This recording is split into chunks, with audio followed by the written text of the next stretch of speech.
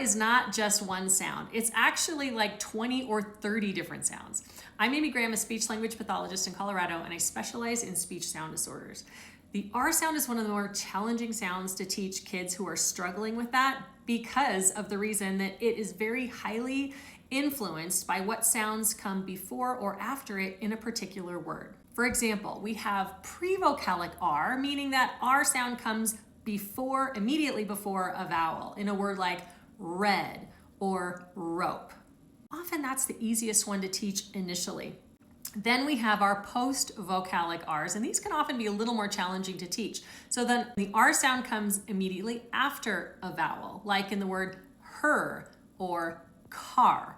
Those right there, and R, are two different post-vocalic R sounds. Then we have R's that are in clusters, meaning there is another consonant that comes immediately before that R, like in a word crown or bread.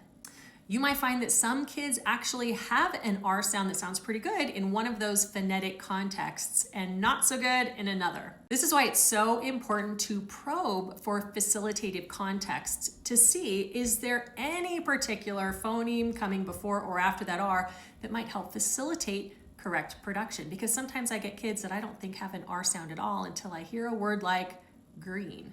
It's because the G and the E on either side of that R are facilitating better placement of the tongue.